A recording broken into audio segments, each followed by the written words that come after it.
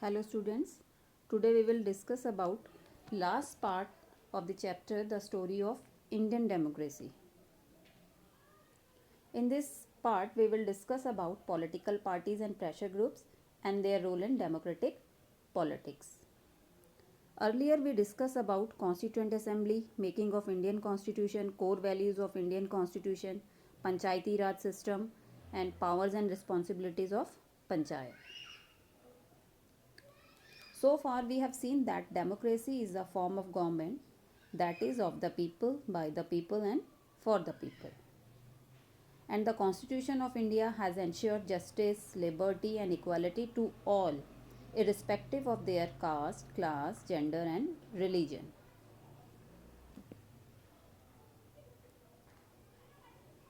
But the true spirit of democracy cannot be realized in a societies where there are divisions and inequalities.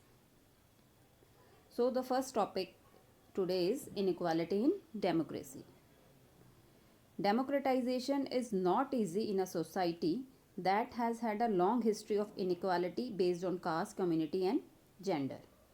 तो जो democratisation है वो एक ऐसी society में ईजी नहीं होता जहाँ पे हमारी हिस्ट्री ही बहुत पहले से इनइक्वालिटी पे बेस्ड है, जहाँ पे कास्ट इनइक्वालिटी होती है, कम्युनिटी बेस पे इनइक्वालिटीज़ होती है, जेंडर इनइक्वालिटीज़ होती है, लड़के लड़की में जो भेद किया जाता है, कास्ट में आपके लोअर कास्ट अपर कास्ट में जो डिफ्रेंशिएशन है, जो आपका क्या कहते हैं डिस्क्रिमिनेशन किया जाता है लोअर कास्ट के साथ.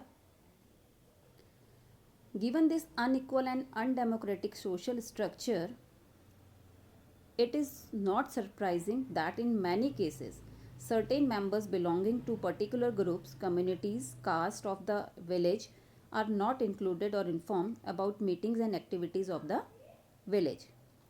तो जो हमारे यहाँ इतना अनइक्वल और अनडेमोक्रेटिक सोशल स्ट्रक्चर प्रिवेल करता है, तो इसमें कोई सरप्राइज़ करने की बात नहीं है कि बहुत सारे केसेस में जो सर्टेन ग्रुप्स हैं, पर्टिकुलर ग्रुप्स हैं, कम्युनिटीज़ हैं, कास्ट हैं विलेज में, जैसे आपके लोअर कास्ट होंगी या मार्जिनल आपके जो वो पीजेंट्स होते हैं, उनको इन्फॉर्म ही नहीं किया जाता जो भी विलेज एक्टिविटीज़ में जो भी मीटिंग्स होती हैं.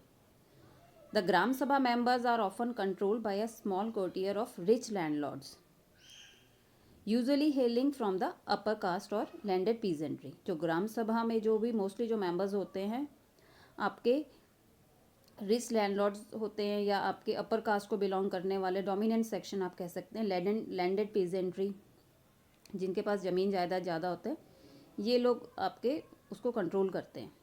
They make decisions on development activities, allocate funds, leaving the silent majority as a mere ऑनलुकर्स.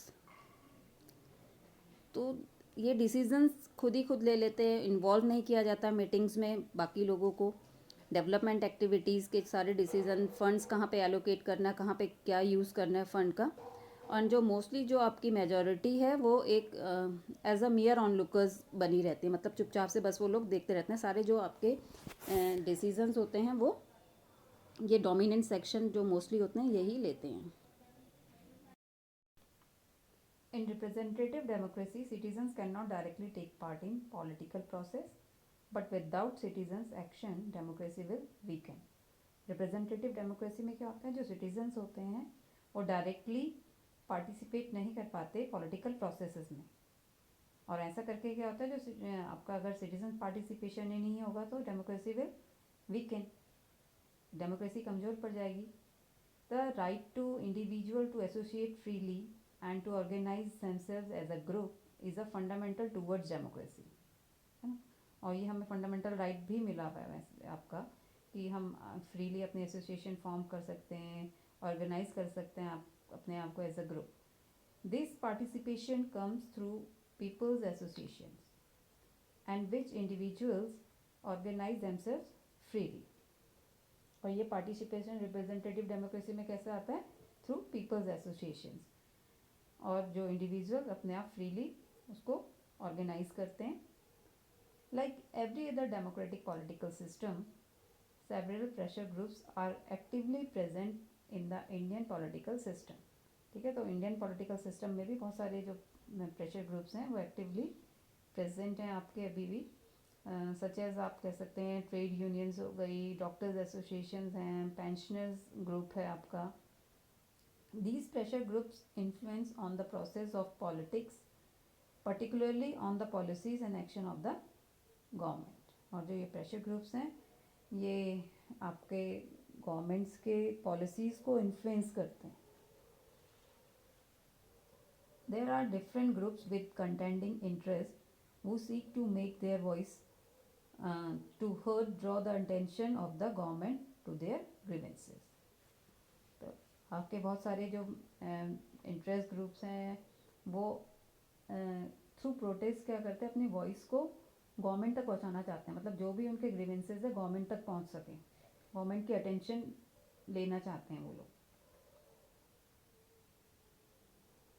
Now what do you mean by political party, या how will you define political party? A political party may be defined as an organization oriented towards achieving legitimate control of government through a electoral process. तो कोई भी political party को आप कैसे define करोगे? Political party क्या होती है? वो एक ऐसा ऑर्गेनाइजेशन होता है जिसका मेन एम ये होता है कि थ्रू इलेक्टोरल प्रोसेस वो गवर्नमेंट फॉर्म करे. Political party is an organisation established with the aim of achieving governmental power and using that power to pursue a specific program. ठीक है, तो गवर्नमेंट पावर को अचीव करके पॉलिटिकल पार्टी क्या करती है, अपना क्या कहते हैं स्पेसिफिक प्रोग्राम को आगे परस्यू करती है. अपने जो भी उनकी आइडियोलॉजी है या जो भी उनके स्पेसिफिक प्रोग्राम्स हैं उनको आगे बढ़ाती है जब वो पावर में आ जाती हैं. Political parties are based on certain understanding of society and how it ought to be. In a democratic form of government, political parties are key actors. और democratic form of government तो political parties का बहुत ही significant role होता है. In a democratic system, the interest of different groups are also represented by political parties who take up their case. और आपका जो democratic system है आपका, उसमें कोई भी डेमोक्रेसी है, जो डिफरेंट ग्रुप्स के जो भी इंटरेस्ट होते हैं वो पॉलिटिकल पार्टीज रिप्रेजेंट करती है, ताकि जो उनका जो भी उनके केसेस हैं, जो भी उनकी वॉइस है, उनके ग्रीवेंसेस हैं, वो गवर्नमेंट तक पहुंचा सकें. तो political party we can say recruit, nominate and campaign to elect public officials. They draw a policy programme for the government if they are in majority.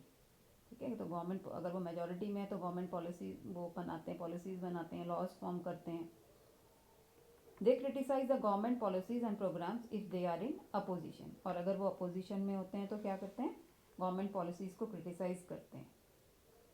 They mobilise support for government policies among different interest groups. तो government के लिए support भी mobilise करते हैं वो through different interest groups.